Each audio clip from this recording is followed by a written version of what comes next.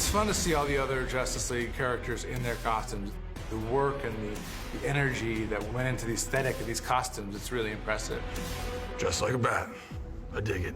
You actually kind of geek out when you get to see everyone. They look unbelievable. Like, it's truly like a little fanboy moment, or just you feel like a little kid and you go like, that's Batman. Not that bad. Well, my head is not that big. The first 2 days that we were shooting in groups, I was bursting out loud, laughing all the time.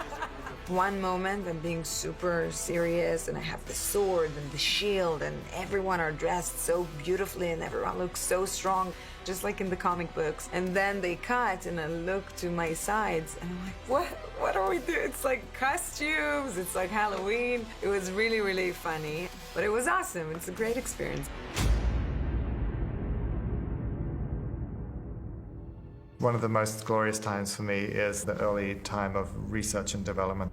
There's lots of time to really do your homework, look into new fabrication technologies, new materials, new techniques, and just the design language that's constantly evolving to try and make these characters appealing and relevant to modern audiences.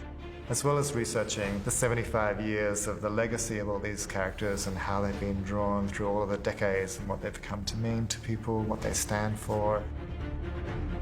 The first people that usually come on board for the costume department are our illustrators. I begin with my simple sketches and my collages and things, and then they flesh them out into beautiful, stunning pieces of work that inspire all the different departments and actors and people around the studio. That collaboration really helps me get the look we need. The next people that come on board are people that source fabrics and help do prototyping and work out how we're going to make all of these costumes. There's people that maintain the costumes, people that build the costumes, and then the sculptors and the painters and the artisans and the mold makers that create the specialty costumes. There's printers, there's dyers, there's leather craftspeople.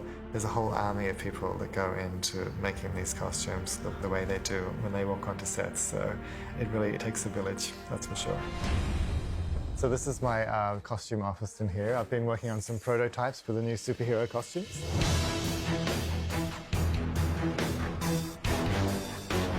This is where we have meetings with the director and show him what we've been working on and the new ideas that we're developing for the superheroes.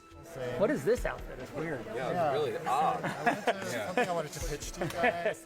First up, we have the sculpture of the tactical suit for Batman, which is the suit that we'll see at the end of the film. It's built over the Batsuit from the last film, and this time he has another layer of armor when he realizes that he has to really lift his game to fight with the other superheroes and overcome the alien invasion. So this is the cowl from Batman vs. Superman, and this is the new cowl that we're developing. We're trying a new material that's super flexible, and we're having a slightly different silhouette, just tweaking all of the lines to make him look super sharp.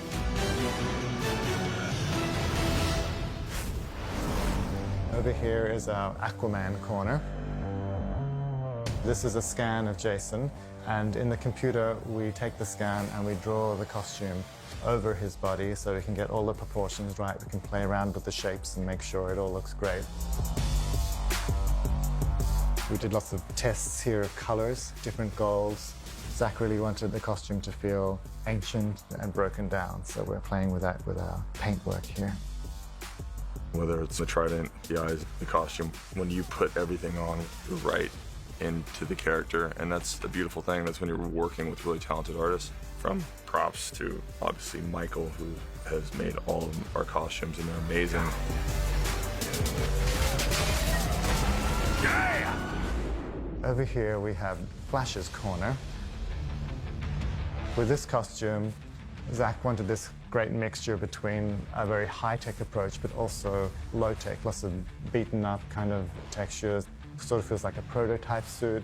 It's been scratched and messed around with. Flash is kind of working out his look in this early stage of his story. Silica-based quartz sand fabric, heat resistant. Yeah, I do very competitive ice dancing. I had this idea that it's almost like a sports shoe in the way that you combine soft, flexible materials and then layer it up, and so it becomes harder and harder. These fabrics actually started off being two different fabrics, and we took a neoprene, we came up with a digital pattern, and we had it laser cut into the neoprene, and then we had it fused onto this backing fabric here. And that way you have a fantastically stretchy fabric, but it also has an amazing dimensional depth to it when you stretch it across the foam. I like the idea that he's stolen a bunch of stuff from NASA. And I think he's a good-hearted person, so I think he probably left in a little pile on the floor all of the money he's made working his 3 jobs. He just probably dumped a lot of it on the floor of the NASA warehouse and then scooted off. Oh, it's some surplus supplies, but he's sewn together these layers of netting and synthetic material that can be both flexible, that can be heat resistant, that can protect him maybe a little from all of the flying things, like all the bugs. You have to imagine the bug nightmare of if you've ever driven fast down a highway, then you know that the Flash has bug issues. Yes! It was gross! Oh! Cyborg was another character that it was my responsibility to come up with the look for him. I worked with my concept artists to create lots of different artwork to inspire what the final look for Cyborg might be.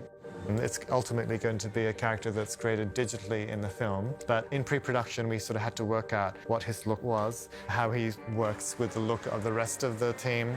And so with him, the main thing to convey was the language of his costume is alien, it's apocalyptic. And so we wanted to avoid any fixings or any details, any technologies that seemed human and sort of known to us. And so in the computer we created lots of different sort of fractured textures, lots of sort of impossible junctures. You want to turn it on so you see if it shines through it? Yeah. Okay, I don't forget how you make the heart symbol, but that's all right. This is my heart. My costume is mine because it's pajamas.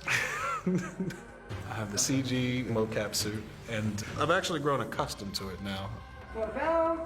When I got to see everybody else in their costumes, I was jealous at first because I know I'd have to wait to see what mine looked like. Amber light on! What you see in the films is human face on the right-hand side, and the rest of the body is a sort of digital prosthetic that we've created and replaced. We've stayed as faithful as possible to Ray's performance throughout the movie, and he definitely guides it. Victor, no! Victor!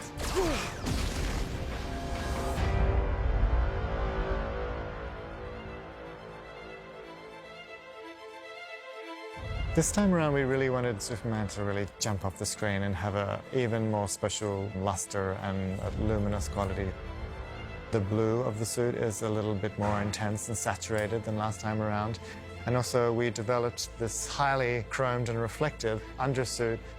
So when you get the fabric of the suit that is stretched over that, you get this wonderful depth and reflection, and it gives the suit a metallic feel. There's no feeling like it. It's a special, special thing to put the Superman suit on, and I get excited about it still. Me and my friends, we talk about it, we geek out about Superman, and it's truly, truly unique.